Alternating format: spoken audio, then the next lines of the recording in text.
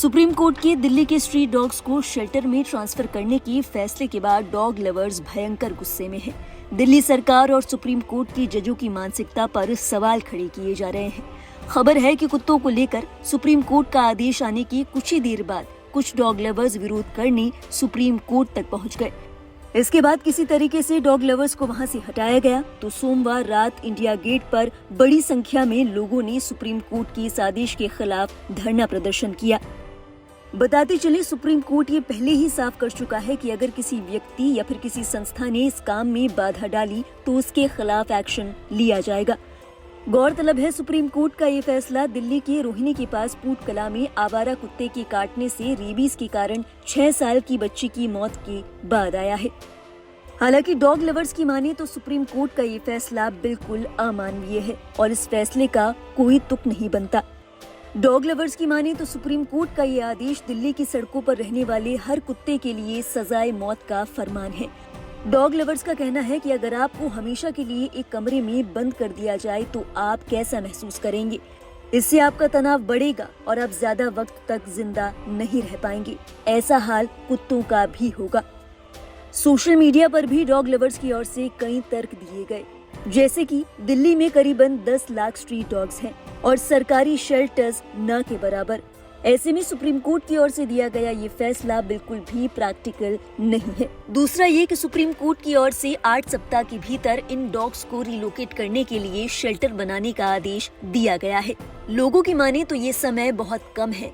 लोगों का कहना है कि 8 सप्ताह तो क्या 1 साल के भीतर भी इतने डॉग्स के लिए शेल्टर बना पाना लगभग नामुमकिन है।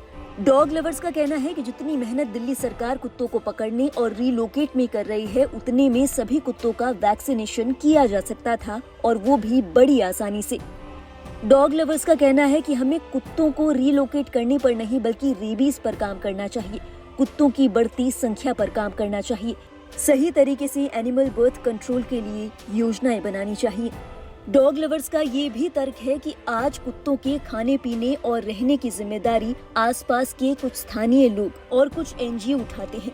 अगर डॉग्स को सरकारी शेल्टर में शिफ्ट किया गया तो पूरा भार सरकार पर आएगा। सरकार इस योजना पर जो करोड़ों रुपया खर्च करेगी वो एक टैक्स पेयर की जेब से जाएगा। इस पैसे का बेहतर इस्तेमाल हो सकता है। डॉग लवर्स का ये भी कहना है कि आप गौशालाओं की हालत ही देख लीजिए। जो लोग गोवंश की रक्षा नहीं कर पाए वो कुत्तों की रक्षा क्या करेंगे। इसके अलावा उनका कहना है कि कुत्तों को पूरी जिंदगी एक जेल में भरा जा रहा है। ये पूरी तरह से अमानवीय है। हर जानवर को अपना जीवन जीने का अधिकार है।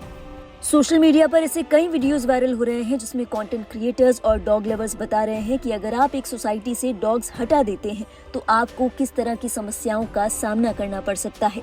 इन समस्याओं में चूहों की भरमार होना और बंदरों का आतंक शामिल है।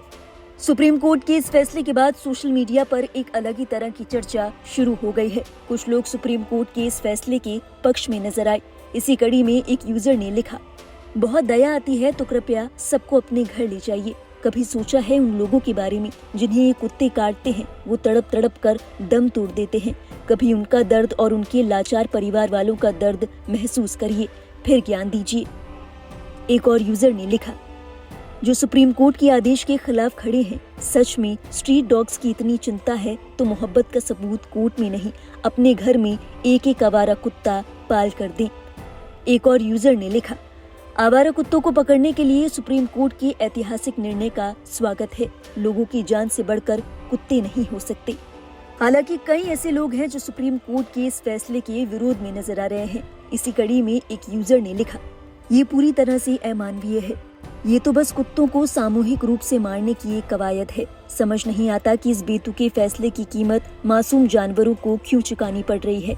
अगर कोई बच्चा सड़क पर रो रो कर हंगामा करके उत्पात मचा रहा है तो क्या उसे भी आश्रय घरों में भेज दिया जाना चाहिए। एक और यूजर ने लिखा, इस चौंकाने वाले कदम में सुप्रीम कोर्ट ने आदेश दिया है कि दिल्ली, गाजियाबाद, गुड़गांव और नोएडा के सभी आवारा कुत्तों को स्थायी रूप से एक बाड़े में बंद कर दिया जाए। सीसीटीवी कैमरे लगाकर ये सुनिश्चित किया जाए कि कोई भी छूट न जाए। ये आदेश कुत्तों को मौत की सजा जैसा है। एक और यूजर ने लिखा, सुप्रीम कोर्ट का कुत्तों को लेकर किया गया ये निर्णय अमानवीय है। बलात्कारी को जमानत, पेरोल सब मिलती है, तब इंसाफ की मशाल बुझ जाती है, लेकिन बेजुबान जानवरों के लिए माय लॉर्ड दुश्मन बनकर बैठे हैं।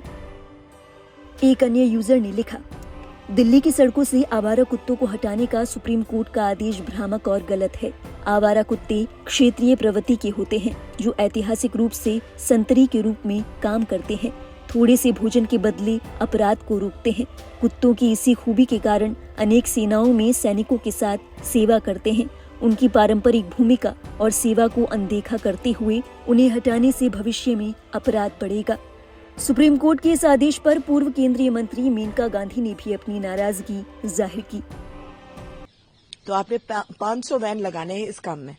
चलिए, अगर आपने ये भी कर लिया और उनको ले गए, तो उसके बाद अगर जिस दिन सड़क साफ हुए 3 लाख कुत्ते के, तो 2 चीजें होंगी।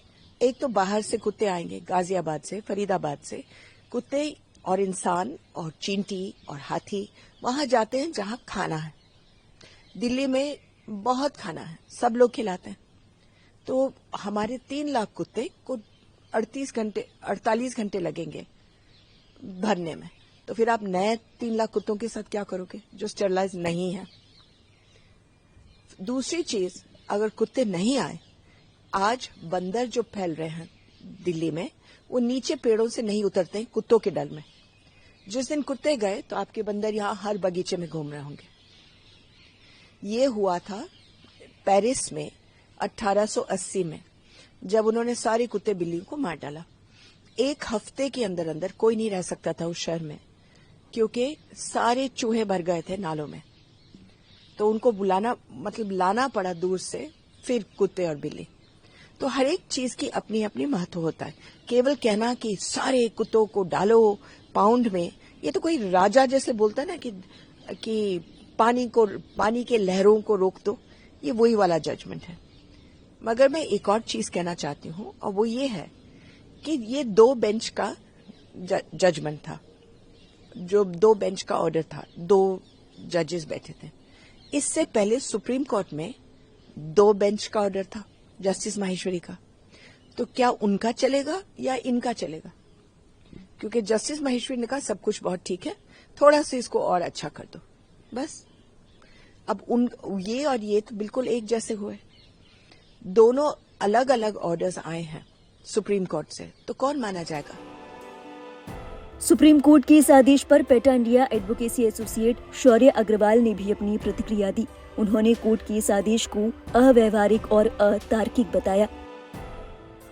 This particular order is impractical, illogical, and according to the animal birth control rules, also illegal.